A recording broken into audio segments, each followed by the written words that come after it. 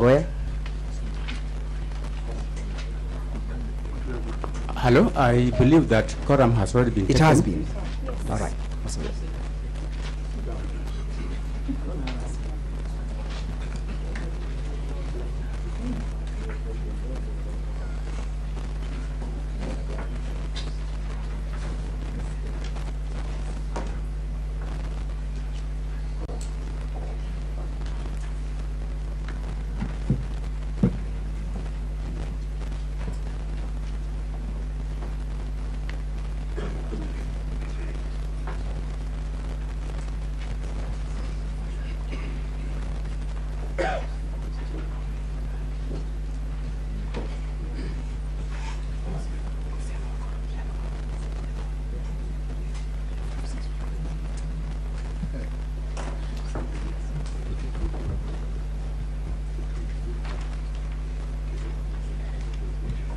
This is the ruling. The structure of the ruling is that we have given the introduction, we have given the background, and we have given the analysis and determination. For the purposes of this ruling, we'll start from analysis and determination.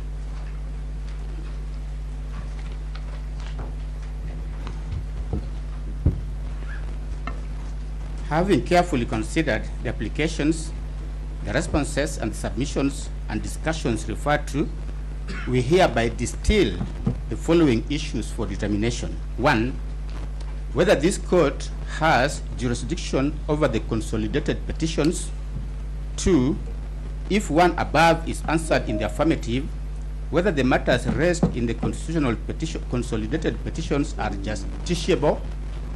3, if 2 above is also answered in the affirmative, whether the conservatory orders in place can be lifted. In dealing with the above issues, we remain mindful that we are primarily engaged in a constitutional interpretation process, and that we must stay true to the established principles of interpretation. We have thoroughly examined and rendered ourselves on the appropriate approach to constitutional interpretation in ruling number 1, issued on petition number E522 of 2024, as consolidated with cohort number 1 petitions and hearing after referred to as ruling number 1. We therefore adopt that analysis as part of this ruling by way of reference, as we see no need to rehash the discussion therein. We will now deal with the issues for determination in seriatim. And I will deal with the first issue, that is whether this court has jurisdiction over the consolidated petitions. The first preliminary issue that was raised before us is the jurisdiction of this bench. While it was also argued that the court has already determined this matter, rendering it res judicata, we believe it is necessary to revisit the issue due to the new arguments that have emerged during submissions and in light of the unprecedented nature of the case before us. We find it prudent to further clarify our jurisdiction so as to ensure that the issue receives the comprehensive and careful consideration that it deserves. In determining this preliminary issue, we are reminded of the authoritative words of Nyarangi J.A. in the widely celebrated case of owners of the motor vessel Lillian S. versus Caltex Oil Kenya Limited, reminding us that without jurisdiction, a court has no power and must down its tools in respect of the matter in question. This principle has since been reaffirmed in numerous landmark decisions by the Supreme Court, underscoring its centrality to the exercise of judicial authority. In the case of Machari and another versus Kenya Commercial Bank Limited, the Supreme Court was unequivocal in its holding that a court's jurisdiction flows from either the Constitution or legislation, or both. Thus, a court of law can only exercise jurisdiction as conferred by the Constitution or other written law. It is quite a lengthy paragraph there. However, let me also say the Supreme Court stated that where the Constitution exhaustively provides for the jurisdiction of a court of law, the court must operate within the constitutional limits. It cannot expand its jurisdiction through judicial craft or innovation. And the quotation goes on. Likewise, in Adenga and 2 others versus Kibos Distillers Limited and 5 others, the Supreme Court again emphasized as follows: a court, even this court, that is the Supreme Court, cannot arrogate itself jurisdiction through crafts of interpretation, and a court ought to exercise its powers strictly within jurisdictional limits. End of quote. We find it necessary to address the issue of jurisdiction by examining the historical context of Kenya's constitutional drafting process, as highlighted by learned counsel Dr. Thiankolu in his submissions. Counsel presented the court with excerpts from earlier drafts of the Constitution, tracing the evolution that led to the promulgation of the 2010 Constitution. Notably, in all these earlier drafts, express jurisdiction was conferred on the Supreme Court to hear and determine disputes arising from the impeachment process. However, in the final promulgated 2010 Constitution, this specific provision was deliberately omitted. Based on this historical backdrop, counsel submits that even if this court were to find that this dispute is justiciable, a matter which we will address in the second preliminary issue, jurisdiction should lie with the Supreme Court and not with this court. We have carefully considered this argument, which the petitioners opposed. Article 2(1) of the Constitution is unequivocal that no person or state organ is above the Constitution. It further affirms that all state authority must be exercised in strict conformity with constitutional provisions. By virtue of Article 2(4), any act or omission that violates the Constitution is both unlawful and invalid. This establishes a clear basis on which the actions and omissions of all state organs must be scrutinized for their constitutionality. The bone of contention before us is whether that jurisdiction ought to be exercised by this court or by the Supreme Court. As we have already noted, the final version of the 2010 Constitution marks a clear departure from previous constitutional texts regarding the jurisdiction of the Supreme Court. Specifically, the provision granting the Supreme Court exclusive and original jurisdiction over disputes arising from the impeachment of the president, that bit was deliberately omitted. The Supreme Court's jurisdiction is now strictly redefined under Article 163, sub-Article 3. This leads us to the firm conclusion that the people of Kenya did not intend to grant such jurisdiction to the Supreme Court. Had that been the intention, the Constitution would have expressly conferred this authority in its final form. The Supreme Court has itself acknowledged that its original jurisdiction as outlined in the Constitution is exhaustive. This implies that any attempt to expand its jurisdiction beyond what is expressly provided for would contradict the Constitution's intent. Again, we refer to the case of Machari and another versus Kenya Commercial Bank, in which the Supreme Court itself stated as such.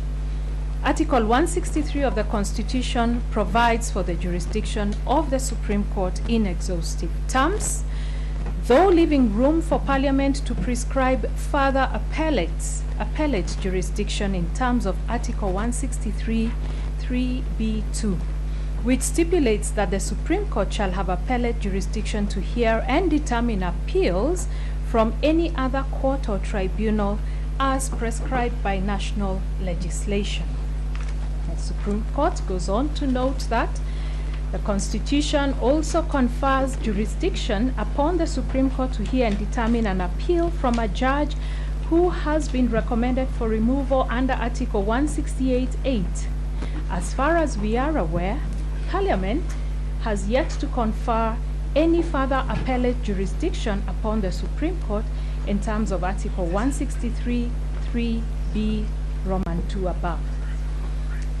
Even with regard to the special jurisdiction previously conferred by Section 14 of the Supreme Court Act, which was repealed by Section 15 of Act number 26 of 2022, the Supreme Court was unequivocal in again affirming that this provision did not grant Parliament the authority to expand the court's jurisdiction beyond what is contemplated in the Constitution.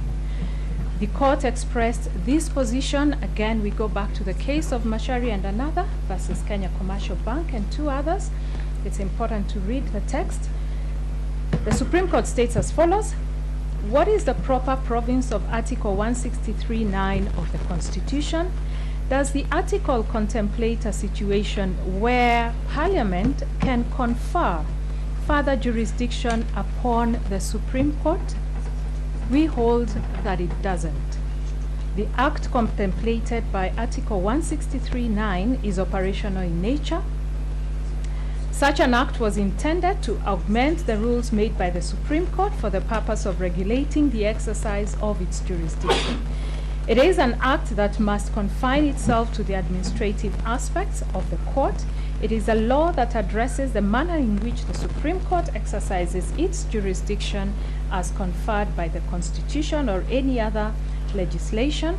And they go on to summarize, such an act was never intended to create and confer jurisdiction upon the Supreme Court beyond the limits set by the Constitution.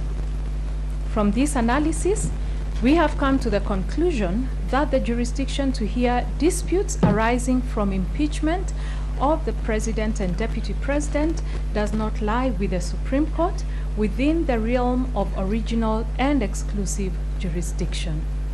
Instead, such jurisdiction may be exercisable within the Supreme Court's appellate jurisdiction.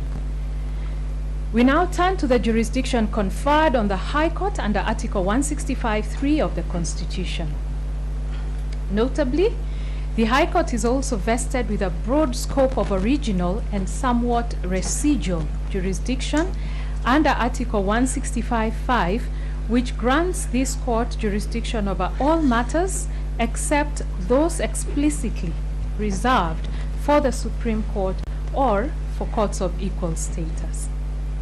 This broad jurisdiction demonstrates a deliberate intention by the drafters of the 2010 Constitution to empower the High Court to address matters not expressly covered in the Constitution, ensuring that no legal issues, including, as what is before us, impeachment proceedings, fall outside the court's purview. By vesting the High Court with such extensive authority, the Constitution also guarantees that gaps in constitutional coverage are filled, allowing the court to adjudicate on significant issues that may arise within the evolving landscape of governance. Within this framework, the jurisdiction conferred under Article 165(3) extends to adjudicating any alleged infringement of the Bill of Rights and interpreting the Constitution.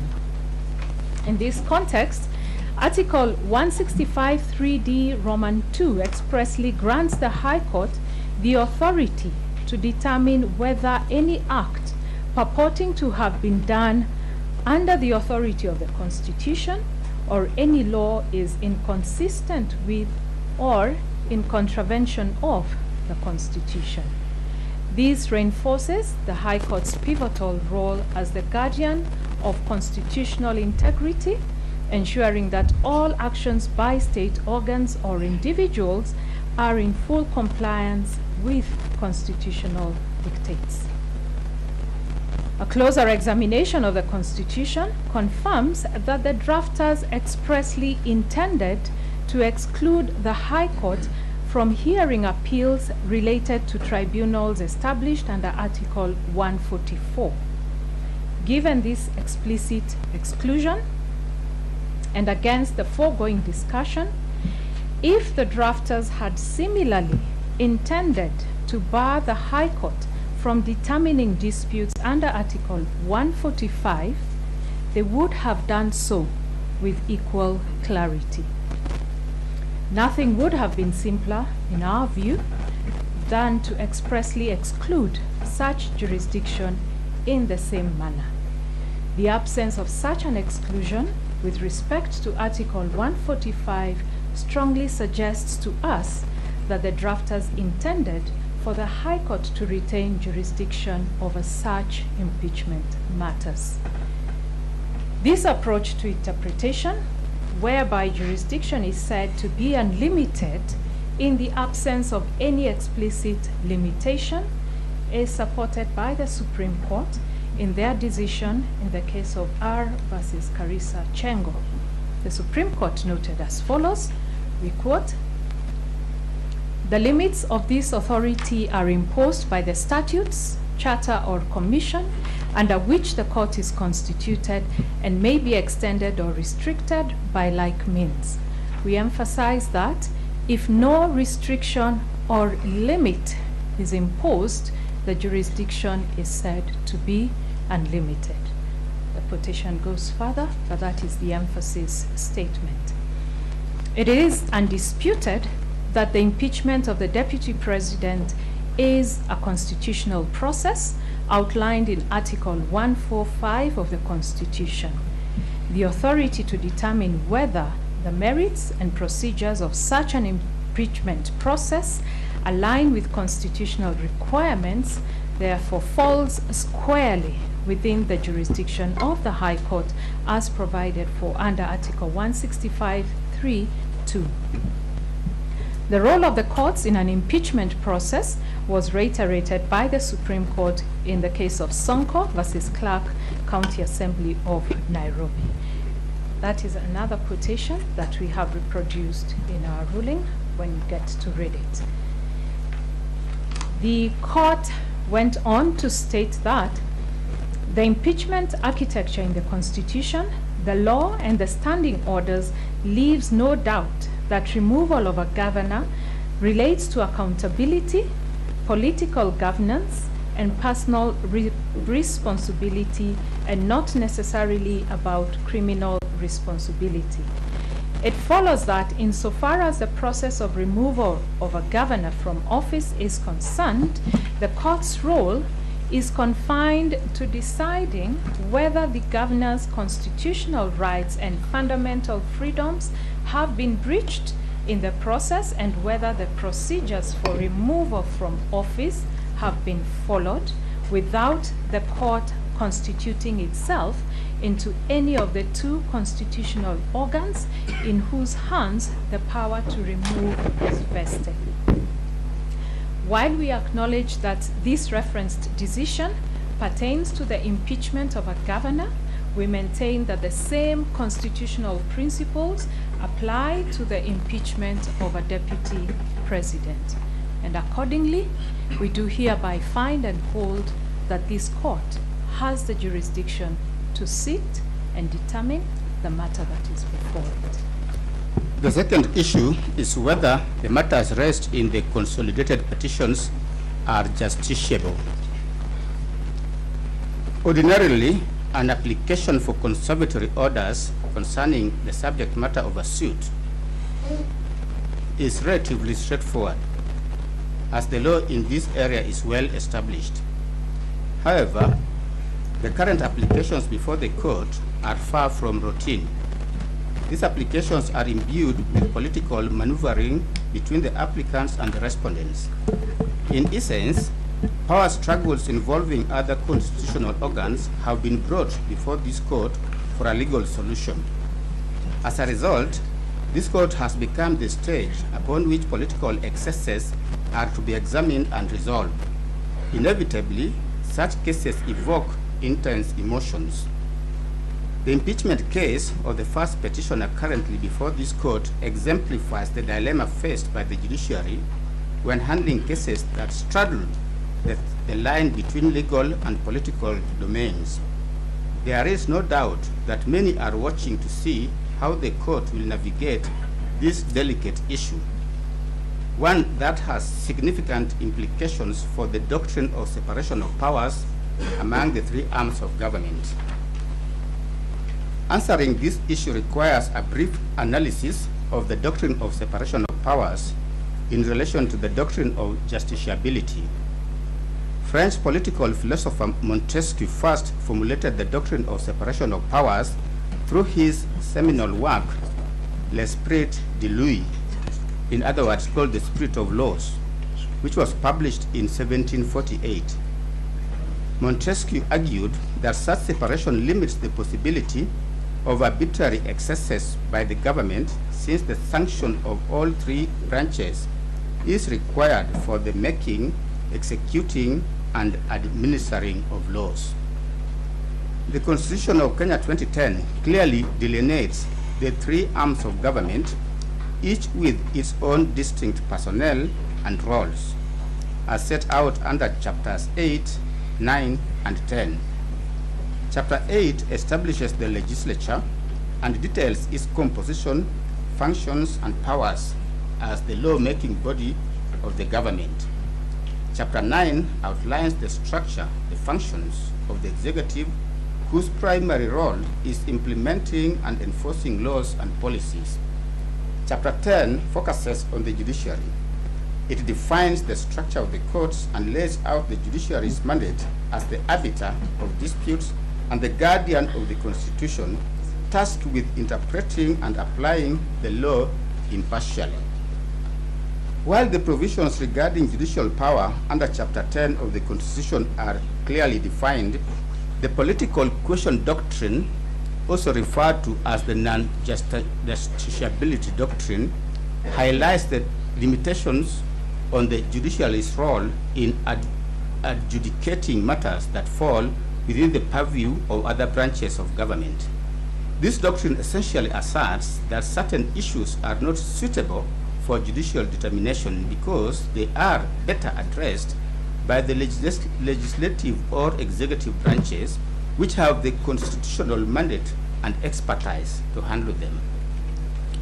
Black's Law Dictionary, 10th edition, at page 943 to page 944, defines justiciability as a matter that is, in quote, proper to be examined in courts of justice, or a question as may properly come before a tribunal for decision, close quote. There is an abundance of judicial pronouncements expounding on the doctrine of the political question. For instance, in Marbury versus Madison, Chief Justice John Marshall established the principle that while the courts have the authority to interpret the law, certain political questions are outside the scope of judicial review. The case underscored that where the Constitution assigns duties to other branches of government and does not provide standards for the judiciary to assess those duties, the matter is deemed as non-justiciable. Closer home, in William Odhiambo Ramogi and two others, as Attorney General, a 5-judge bench observed as follows: the justiciability doctrine is rooted in both constitutional and prudential considerations and evinces respect for the separation of powers, including a properly limited role of the courts in a democratic society. One justiciability concept is the political question doctrine, according to which courts should not adjudicate certain controversies because their resolution is more proper within the political branches. In Baker versus Carr, the United States Supreme Court outlined 6 matters that could present political questions as follows. 1, a textually demonstrable constitutional commitment of the issue to a coordinate political department, or 2, a lack of judicially discoverable and manageable standards for resolving it. And 3, the impossibility of deciding without an initial policy determination of a kind clearly for non-judicial discretion. 4, the impossibility of a court's understanding undertaking independent resolution without expressing lack of the respect due to coordinate branches of government. And finally, an unusual need for questioning adherence to a political decision already made, and the potentially of embarrassment from multifarious pronouncements by various departments on one issue. Additionally, the Court of Appeal in Kenya Airports Authority versus Mitubel had this to say: with this in mind, the role of the legislature is to make laws and policy, and that of the executive is to implement those laws and policies. The role of the judiciary is to interpret the policies and laws as enacted and approved by the legislature and the executive. Generally, courts have no role to play in policy formulations. Formulation of government policy is a function best suited for the executive and legislature, close quote. In Kiriro versus Ngugi, a 3-judge bench had this to say: a court must satisfy itself that the case before it is not caught up by the bar of non-justiciability. The concept of non-justiciability is comprised of 3 doctrines.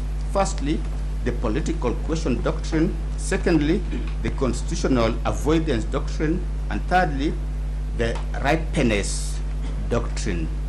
The doctrines are cross-cutting and closely intertwined. We shall, however, endeavor to, as far as possible, delimit the operation of each doctrine in isolation. Close quote. This bench is tasked with determining whether the issue of the impeachment of the deputy president falls within the category of cases where the concept of non-justiciability would prevent this court from hearing and deciding the matter. The essence of this question lies in assessing whether the political question doctrine would apply, thereby barring the court from intervening in what might be considered a matter reserved for legislative or executive branches under the Constitution. Learned counsel Dr. Thiankolu relied on the U.S. decision in Nixon versus United States to argue the case that the dispute before the court is a political question and hence non-justiciable. We have given due consideration to this decision, noting that it pertained to a dispute involving the impeachment of a Chief Justice of a federal district court in the United States. In resolving the matter, the district court held that it lacked jurisdiction to hear an appeal from the Senate regarding the impeachment of the chief judge, deeming the claim non-justiciable. In determining whether a dispute is non-justiciable, the court held that the test depends on whether, in quote, there is a textually demonstrable constitutional commitment of the issue to a coordinate political department or a lack of judicially discoverable and manageable standards for resolving it. The question to ask, in simple terms, is whether the 2010 Constitution specifically assigns the sole responsibility for resolving disputes arising from the impeachment of the Deputy President, as in our case, to another branch of government. Additionally, are there clear legal rules or standards that a court can apply to reach a fair and just decision on such matters? Within the context of the American system, and as articulated by the court, the learned judges answered the first question in the affirmative. They held that Article 1, Section 3, Clause 6 of the U.S. Constitution demonstrates a clear textual commitment of the impeachment process to the Senate. For clarity, this clause, known as the Impeachment Trial Clause, states, in quote, the Senate shall have the sole power to try all impeachments, close quote. We previously referenced the pre-2010 Constitution drafts that were brought to our attention by Dr. Thiankolu. What is evident from this text is that the people of Kenya clearly intended for the impeachment process to be a justiciable matter. This conclusion is supported by the fact that each constitutional draft contained provisions affirming this intent. This position is unsurprising when considering the historical context in which the Constitution was created. The people of Kenya sought to move beyond a past where the judiciary was often marginalized or bypassed in efforts to check governmental excesses. Instead, they envisioned a new constitutional order in which all branches of government would be held accountable and subject to comprehensive constitutional oversight. This aspiration was central to establishing a balanced system that ensured no arm of government operated beyond scrutiny. We are therefore not convinced, against a holistic reading of our Constitution, that there was any intention to deliberately place the impeachment power on the legislature with no judicial involvement. To hold otherwise would be to create an absurdity whereby the dictates of the Constitution under Articles 23, 160, and 165, 3D2 would be defeated. In our view, this decision is further distinguishable by the fact that the appointment of judges in the United States and Kenya differs significantly due to unique political structures and systems of government. Judicial appointments in the US are more overtly political, with the President and Senate playing direct roles. In contrast, Kenya's system emphasizes judicial oversight through the Judicial Service Commission, which is designed to limit political influence and promote greater judicial independence. Going back to the question that we posed previously, it is clear that unlike the US position, there is no textually demonstrable constitutional commitment of the issue of impeachment solely to any political department or institution. Drawing analogies, the fact that the American context states that the Senate sits to solely try impeachment disputes is a major departure from the 2010 Constitution. Even though the requirements for the two-thirds vote and the taking of an oath are identical, the procedure and provisions of the Constitution, as we have spelled out, leave no doubt that the Senate is not the sole determinant of the dispute.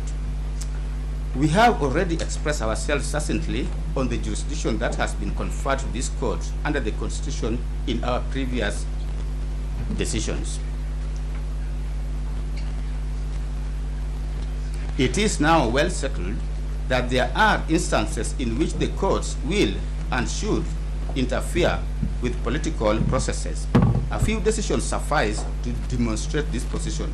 The Court of Appeal in Martin Nyaga Wambora and 3 others stated as follows at paragraph 62, the political question doctrine and the concept of separation of powers cannot oust the jurisdiction of courts to interpret the Constitution or to determine the question if anything said to be done under the authority of the Constitution or law is consistent with or in contravention of the Constitution as per Article 165, sub-Article 3D2. Equally, as we have seen in the case of William Odhiambo Ramogi, the court stated that there are constitutionally permissible situations where this court may interfere in the policy decisions of the government, and particularly if a policy decision is in equal or in actual or threatened violation of the fundamental rights guaranteed under the Constitution or in violation of other provisions of the Constitution. The necessity of vindicating constitutionally secured personal liberties and fundamental freedoms is the principal justification for the anti-majoritarian power that judicial review confers upon the courts, and we are therefore reluctant to find that a claim of fundamental rights, such as the one presented by the petitioner, is non-justiciable, even though it may concern the political process or the internal workings of other government branches. Close quote. The crust of the petitioner's case centers on key questions, including whether the process was followed by the National Assembly and the Senate in the impeachment of the first petitioner, and whether the first petitioner was afforded sufficient time to prepare his defense against the impeachment charges. These issues strike at the heart of constitutional and procedural fairness, raising concerns about the extent to which legislative bodies adhered to the standards of due process as outlined in the Constitution. The petitioners contend that the impeachment process must align with the constitutional principles of fairness and justice, ensuring that any office holder facing such proceedings is provided with a reasonable opportunity to respond and defend against the charges. This court is therefore called upon to examine whether the procedural safeguards required by the Constitution were observed during the impeachment process, and whether any potential lapses could render the process flawed or unconstitutional.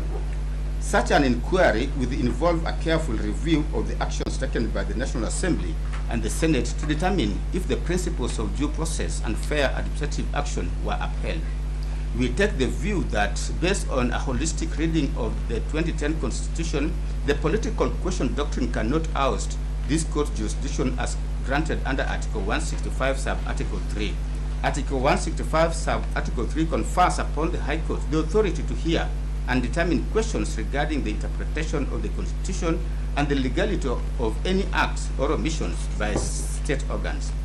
This provision underscores the High Court's critical role in ensuring constitutional compliance, even in politically charged matters. The Supreme Court of Kenya in Sonko case supports this position in its holding that impeachment proceedings are inherently political. They do not fall beyond the scope of judicial review. The court stated as follows, it's a fairly long quote, I've given it. In Martin Nyaga Wambora versus Speaker of the Senate, the Court of Appeal also held that judicial intervention in impeachment must be exercised cautiously. While conservatory orders may be issued to protect constitutional rights, they should not encroach upon the legislative process unless clear evidence of constitutional or procedural violations exists. The court underscored that judicial intervention should respect the separation of powers, ensuring that the judiciary does not undermine the functions of elected bodies. South African courts have similarly addressed the scope of judicial intervention in impeachment process, emphasizing the balance between constitutional oversight and respect for the separation of powers. A notable example is Economic Freedom Fighters versus Speaker of the National Assembly and others. This is a 2018 matter which involved impeachment proceedings against former President Jacob Zuma. In this case, the Constitutional Court affirmed that while the judiciary has the authority to ensure that impeachment proceedings comply with constitutional requirements, it must exercise restraint to avoid encroaching on the disciplinary functions of the legislature. The court made it clear that judicial intervention is warranted only when necessary to correct political procedural irregularities or constitutional violations. The ruling highlighted that conservatory orders should be applied with caution to prevent unwarranted intrusion into the legislature's domain. The court had this to say, in quote, "Courts must be careful not to impose themselves in a matter that disrupts the legislative process or undermines the authority of Parliament. Judicial oversight is essential to safeguard constitutional rights and ensure procedural fairness, but it should not extend to directing how the legislature carries out its internal disciplinary proceedings unless there is clear evidence of procedural defects or breaches of the Constitution." This decision underlines the principle that the judiciary's role in impeachment matters is not to take over legislative functions, but to ensure that such processes are conducted in a manner that respects constitutional norms and procedural fairness. It reinforces the idea that while the doctrine of separation of powers is crucial, it does not preclude judicial oversight when fundamental constitutional principles are at risk. It is therefore our finding, based on the above, that the Constitution of Kenya has clearly delineated independent and distinct paths for the three arms of government.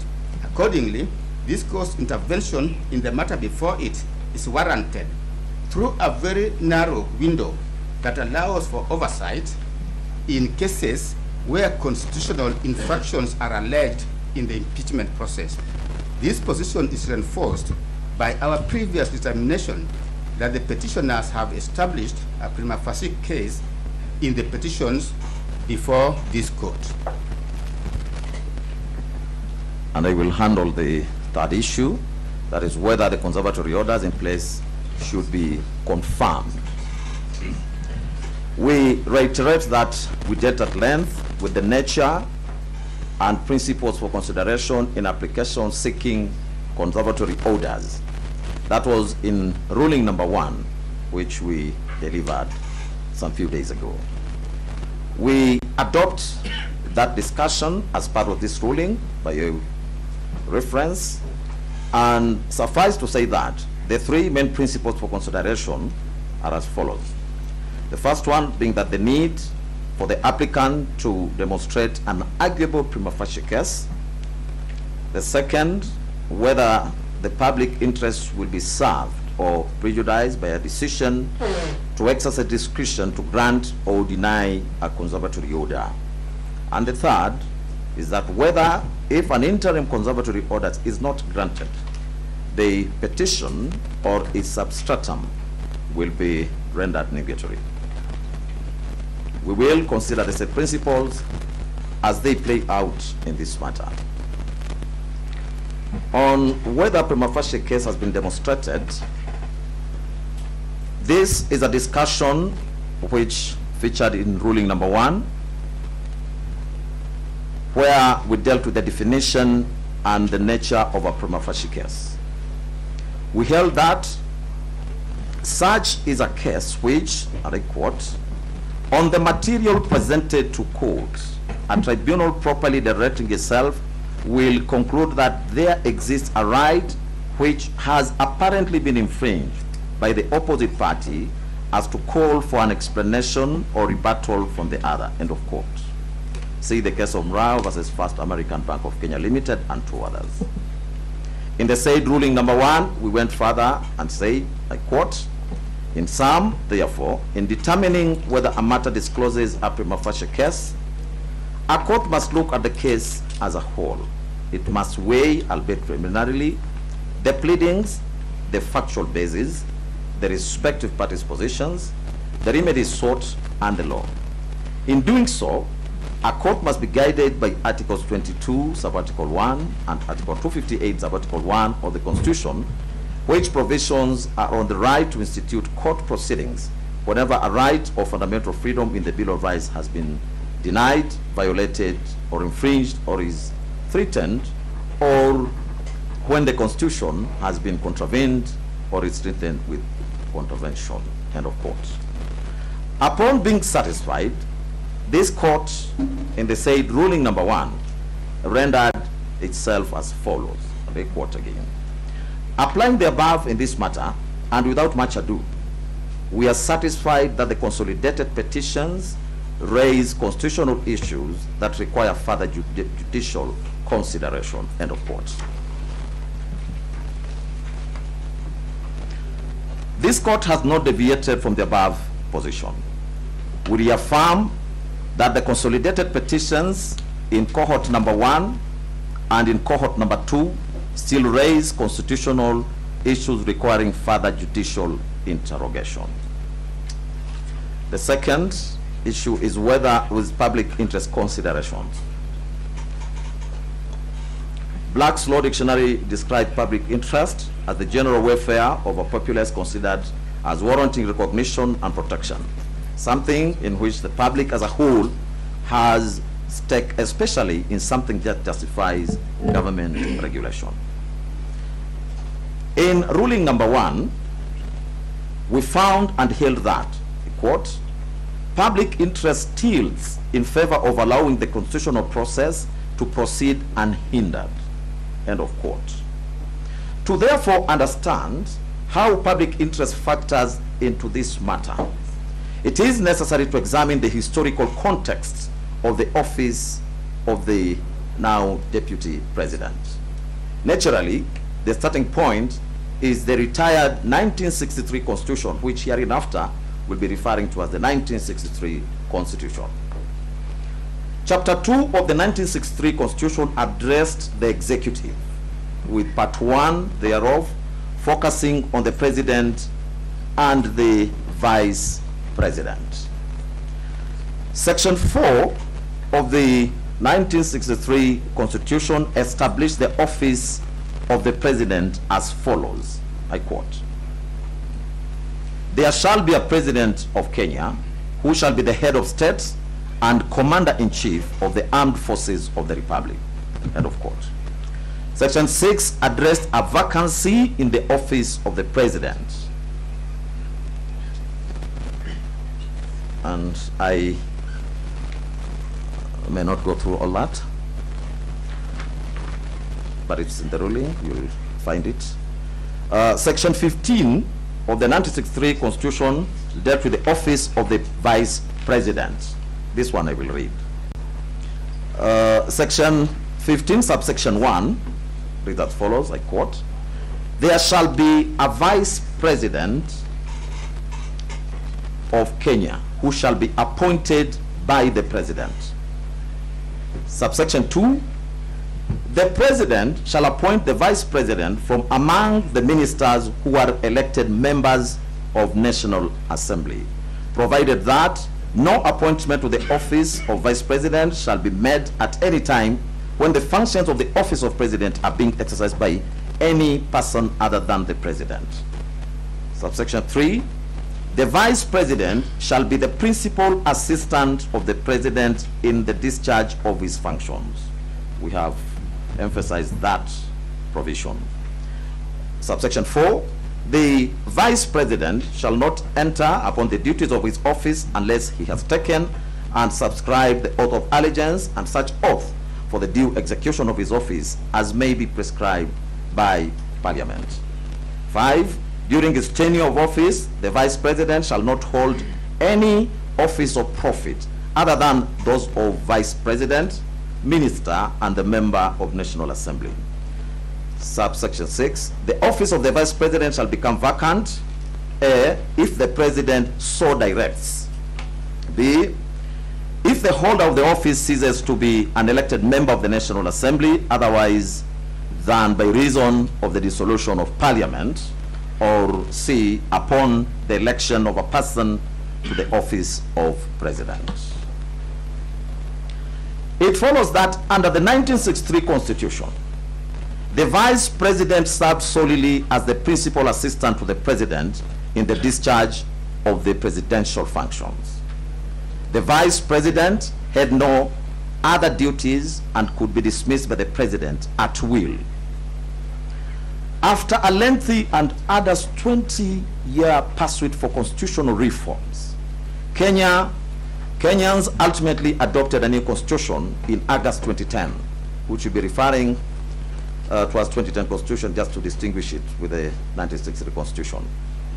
The 2010 Constitution has been widely praised as transformative, particularly for its fundamental restructuring of the country's constitutional and governance framework. The 2010 Constitution establishes the executive in chapter number 9. Article 131 outlines the authority of the president, while Article 132 details the functions of the president. Article 147 provides for the functions of the deputy president as follows.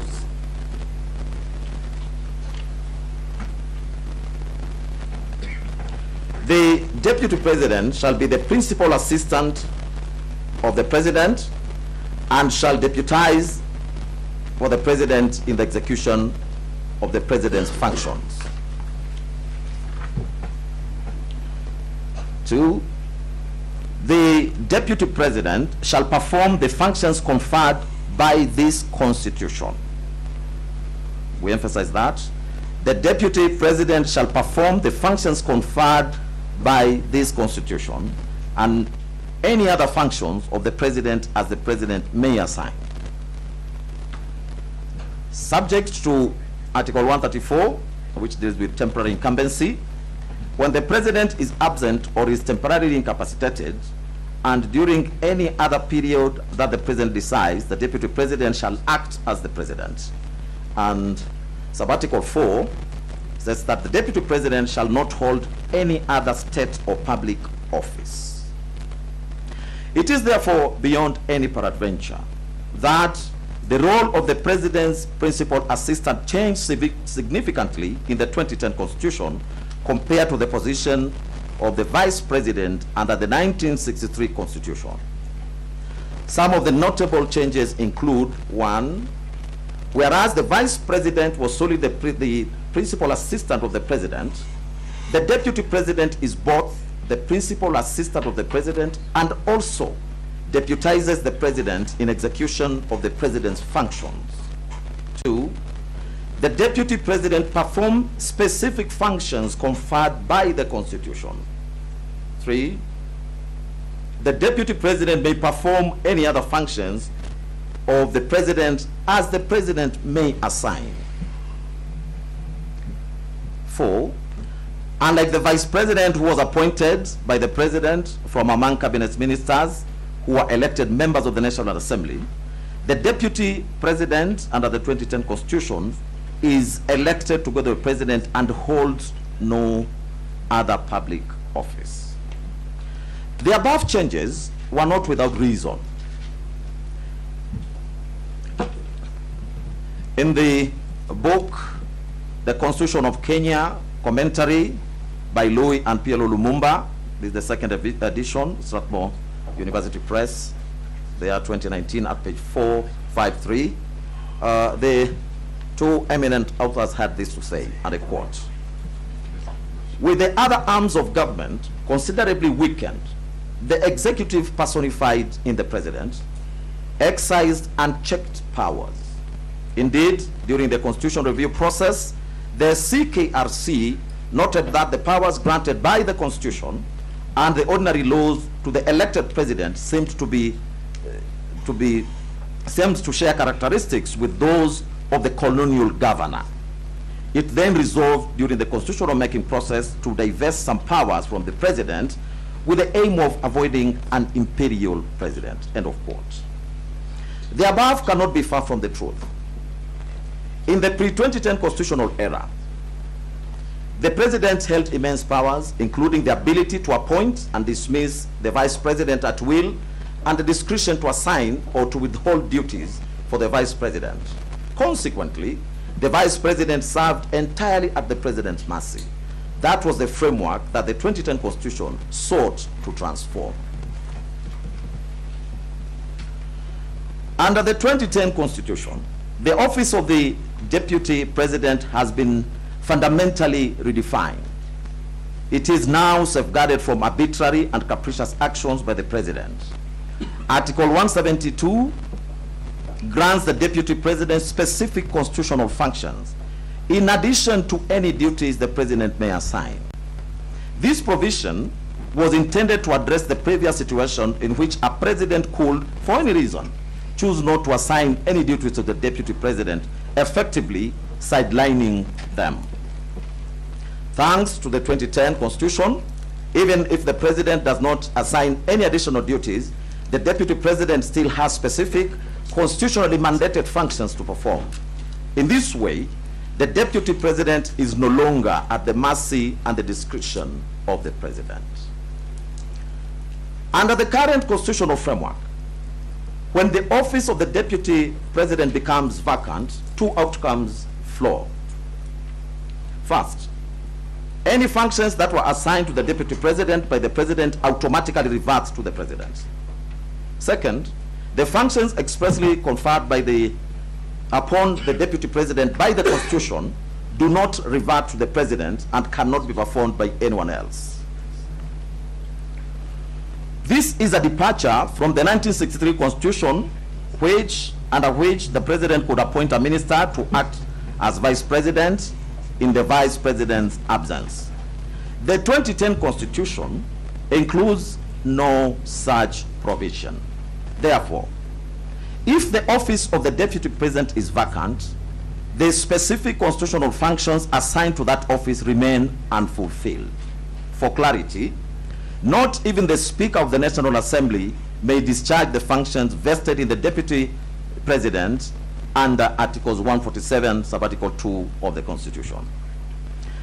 In light of the above, we are convinced and hereby find that the current constitutional framework does not envision any scenario in which the office of the Deputy President will remain vacant except during the brief period required to fill such a vacancy.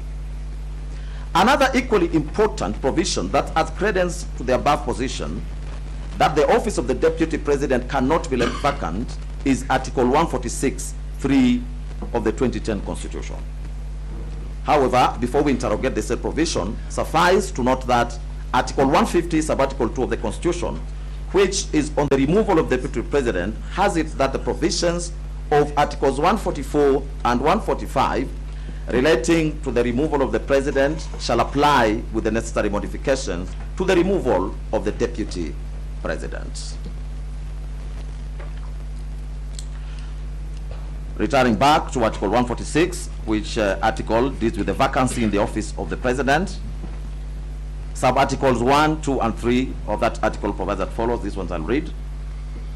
Sub-article 1, the office of President, read Deputy President, shall become vacant if the holder of the office A, dies, B, resigns, in writing addressed to the Speaker of the National Assembly, or otherwise ceases to hold office under Article 144, which deals with removal of President on grounds of incapacity, or Article 145, which deals with removal of President by impeachment, or under any other provision of the Constitution.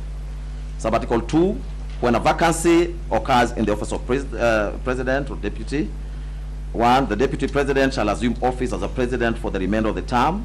2, if the office of the Deputy President is vacant or the Deputy President is unable to assume the office of President, the Speaker of the National Assembly shall act as President, and an election to the office of President shall be held within 60 days after the vacancy arose in the office of President. Sub-Article 3, a person who assumes the office of President under Clause 2A or following an election required by Clause 2B shall, unless otherwise removed from office under this Constitution, hold office until a newly elected President is sworn in following the next regularly scheduled election under Article 136, Sub-Article 2A. End of Sub-Article 3. Therefore, to us, a holistic reading of Article 146 alongside Article 152 of the 2010 Constitution, and in relation to the filling of a vacancy in the office of the Deputy President in this matter, yields the meaning that the person who assumes the office after the impeachment of the Deputy President shall, unless otherwise lawfully removed from this office, hold that office until further orders of this court or until the current term of the President ends, whichever comes first. The foregoing demonstrates that the structure of the Constitution, which reflects the popular will of Kenyan citizens, envisions a scenario in which the office of the Deputy President will always be filled except during the brief period of required to fill the vacancy as already stated above. Based on the foregoing, we now turn to the nature of the conservatory orders in this matter. It is widely accepted that the purpose of conservatory orders is to preserve the status quo pending further orders of this court. The Supreme Court in Gatirao Peter Munya and Dixon Mwenda Githinji and 2 others said as much.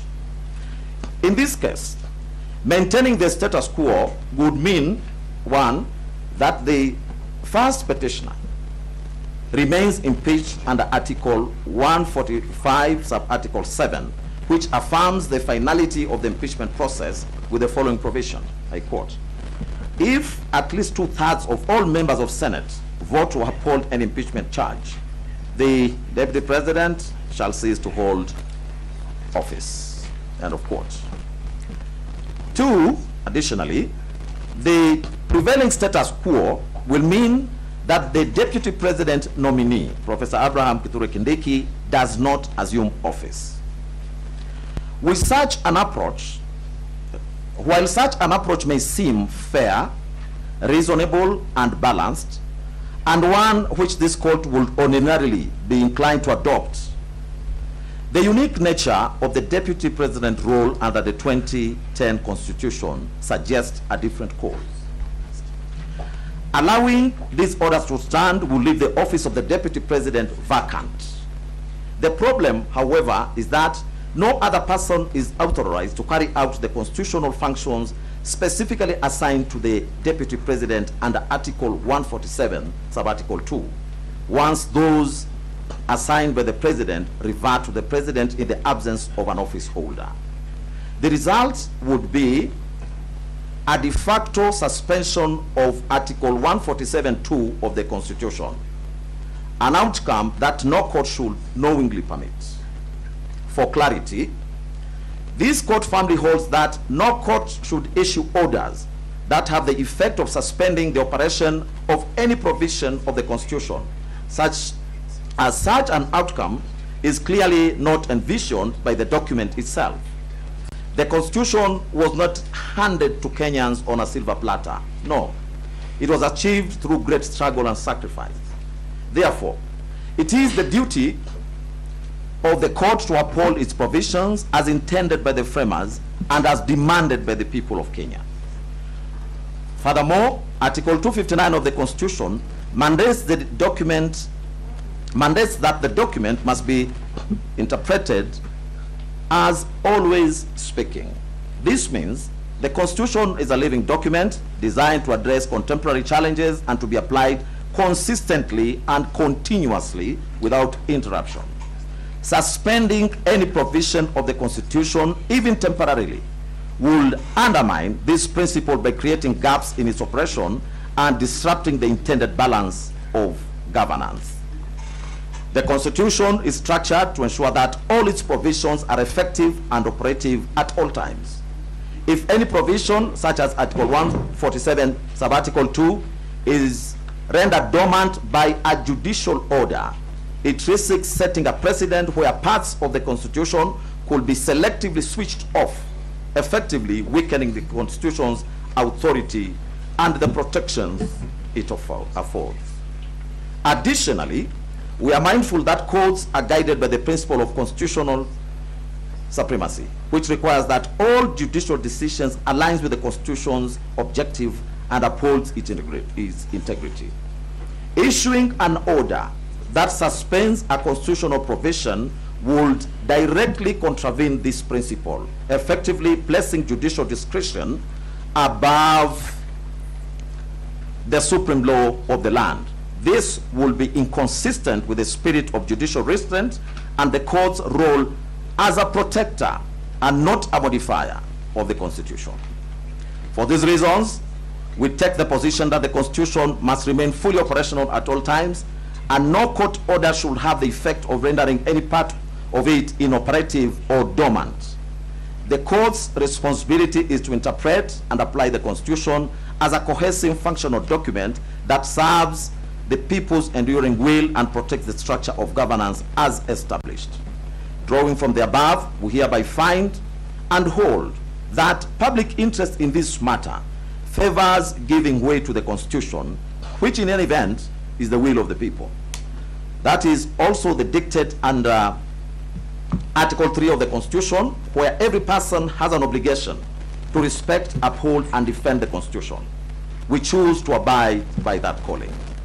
As such, public interest demands that the office of the Deputy President should not remain vacant.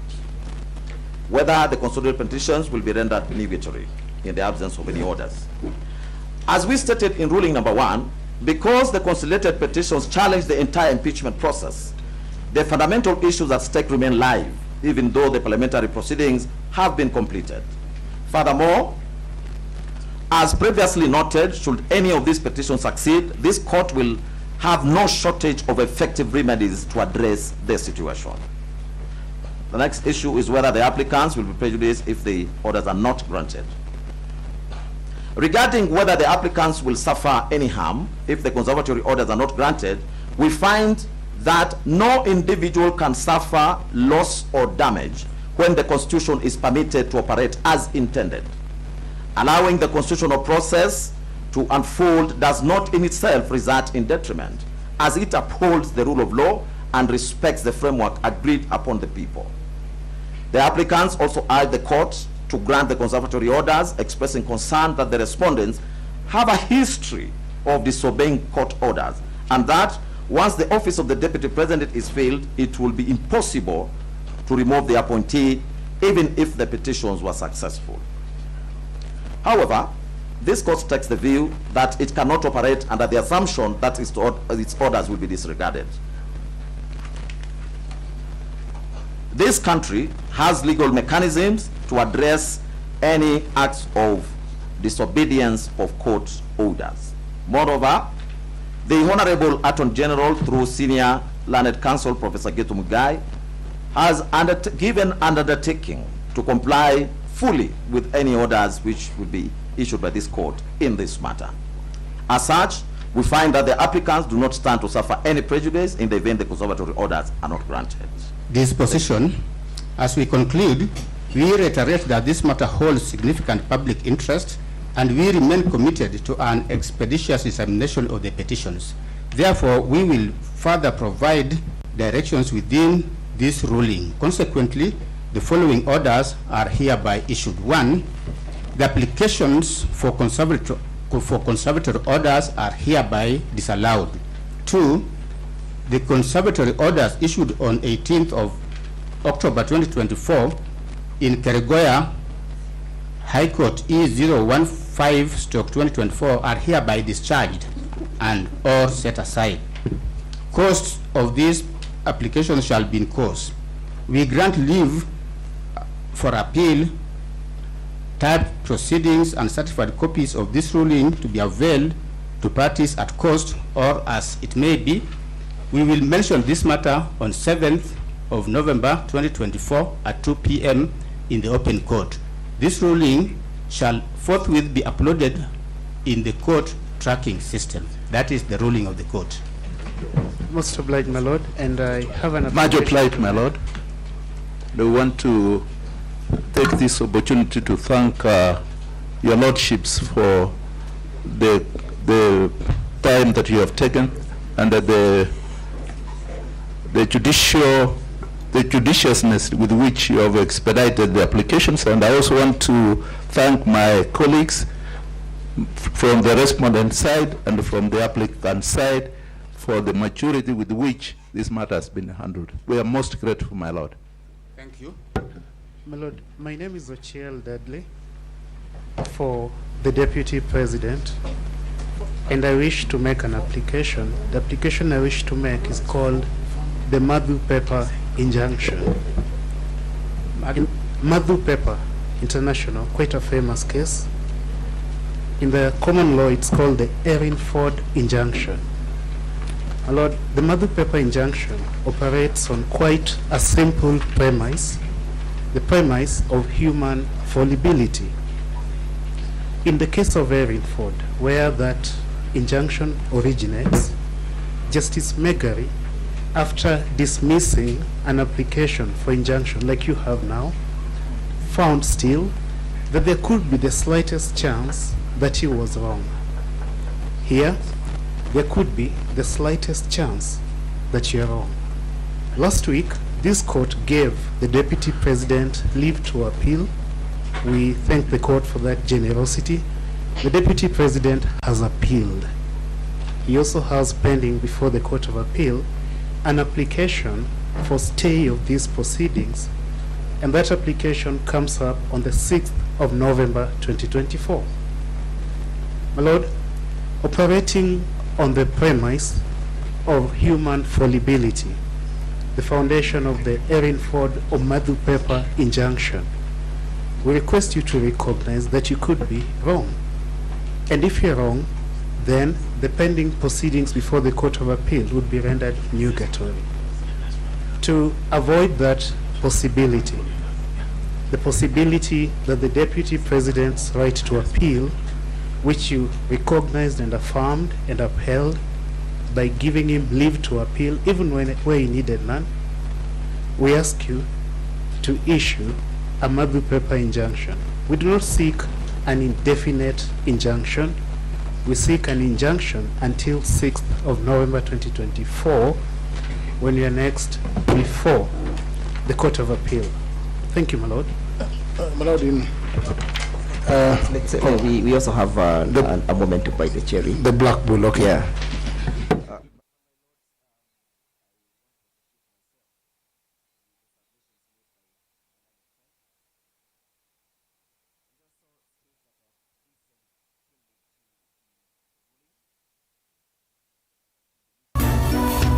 Inu ni mutongoi ubanga uisanda indi ndwaya wakulume ubanga ni wisi kwicha mistali no wiche nginya ukeyuma wime kwicha ndwana ni undumwe na kukwatya ni undungi Nithe tune single mie itatu na kwenda single mie itatu mundume pethina Masitwa nitawa Faith Mwende.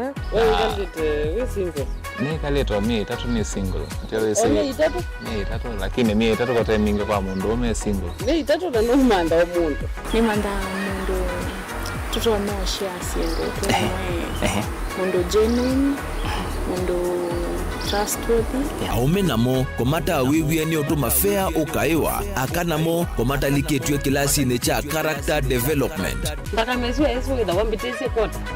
Kulenda zinuka.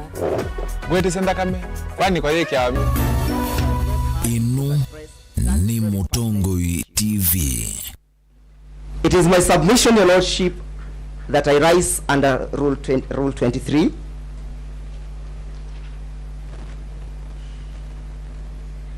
Beg your pardon.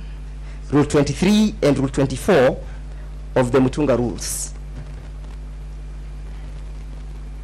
And I make an application, Your Lordship, that pending the determination of this application, done under Rule 24, thus this Honorable Court does issue conservatory orders suspending the swearing in of Professor Kindiki on the following grounds. Your Lordship, Article 10 of this Constitution, of the Constitution, bids this Honorable Court to observe the rule of law. It further calls upon this Honorable Court to commit itself to ensure that there is good governance, there is accountability and transparency in the manner in which matters are done or functions are executed. My Lord, with your kind permission, it's an application. Mr. Jero has referred to an application for which he's seeking some orders pending, but we haven't seen any application in that regard. Yes, Your Lordship, if Mr. Kamotho was keen to read the rules, the Mutunga rules allows me to move you informally. And subsequent to me making an application informally, the court is called upon to reduce the same into a formal application. And that, Your Lordship, I want to draw his attention to Rule 24, Sub-Rule 1. An application under Rule 23 may be made by way of notice of motion or by an informal document. Your Lordship, permit me to proceed with the grounds of my application. It is clear, Lordship, that the court... My Lord, if I may, I respect my learned friends. My Lord, I respect... Yes, I respect Mr. Njiru. He's referring to an application that is non-existent. Either he's referring to E554. Mr. Kamino, sit down. E554 of 2024, which is before the Court of Appeal, if you are referring to that application. But my Lord, if my learned friend is referring to the exercise of this court of epistolary jurisdiction, then he should say so. But he cannot refer to the exercise of that jurisdiction, my Lord, when this court is functus officio. You have rendered yourself on the question of the application. And therefore, they cannot urge an application unless they say, my Lord, number one, is either served on us, or two, my Lord, because there's already an application for stay under Section 5(2)(b) of the Appellate Jurisdictions Act before the Court of Appeal that is live and that has a date, this court would not have jurisdiction to entertain any other application for stay. They tried making an application before the Court of Appeal this morning using the same issues, my lord, and the Court of Appeal rejected the application. They are told to serve everyone else. So my lord, for my lord friend to come here and to seek to apply for stay again, having a second bite at the cherry, is dishonest, my lord. It's dishonest. They are before the Court of Appeal. So may I suggest, Professor Gender, that could be your response to the application which will be made by Ndegwa? Yes, if there's an application, yes. Thank you, Your Lordship. Your Lordship, permit me to move on with my application, and I urge Professor Ogenda to have a look at the rules that I have just referred to. That Your Lordship, you be kind enough to interrogate the circumstances under which that office shall be filled.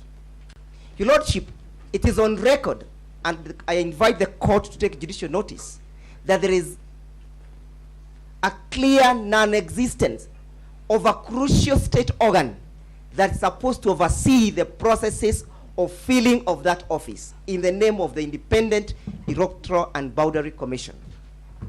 Your Lordship, the Independent and Boundary Commission is created under Article 88 of the Constitution, and the functions are created therein. One of the functions, my lords, my lady, is to maintain a voters register, is to register voters. Under Article 99, Your Lordship, of the Constitution, as read together with Article 137, creates the qualifications upon which the president or the deputy president must attain if one is to hold office.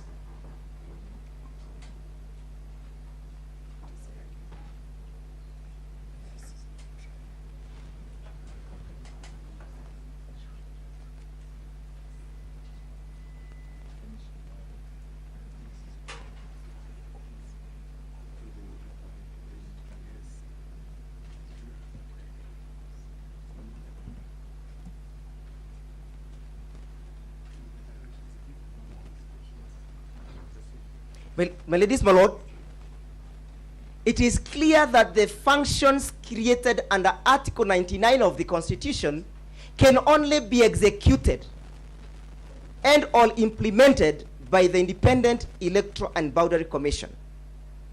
It goes without saying, my ladies, my lords, that a deputy president designate or nominated must attain those qualifications. That is to mean, my ladies, my lord, that there must be an organ that will give a clean bill of health to say or to suggest that Professor Kithure Kindiki attains these qualifications. My lords, my ladies, I refer to the memorandum that was sent to the Speaker of the National Assembly by the President of the Republic of Kenya, dated the 18th of October 2024. In that memorandum, Your Lordship, the President drew the attention of the Speaker to the clearance of the designated candidate by the IBC. And this is what the President had to say. Your Lordship, the President indicated that he has had confirmation that Professor Kithure Kindiki meets and attains the qualifications created under Article 99 as read together with Article 113 of the Constitution.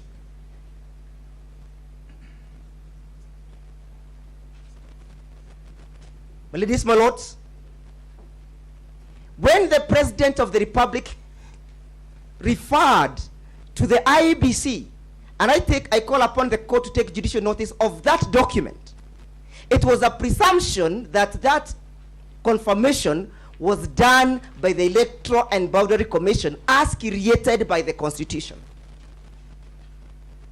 My ladies, my lords, it's my humble appeal that this honorable court does fight in my favor to issue the conservatory order on the basis that there is no clearance that has been issued by the IBC. My We Lord, all know, my ladies, my lords. My Lord, may I kindly seek your guidance? When Mr. Giro started off, we thought it would be a simple and a straightforward application. But now, seeing the trajectory it has taken, he has raised an avalanche of issues for which we would require them reduced in a particular format so that we can seek instructions from our clients. So we'll be seeking that we get a formal thing that will enable us to seek instructions from our clients. Dr. Kamudo, for the 10th respondent. Your Lordship, I am making an application on the basis of the law. Your Lordship,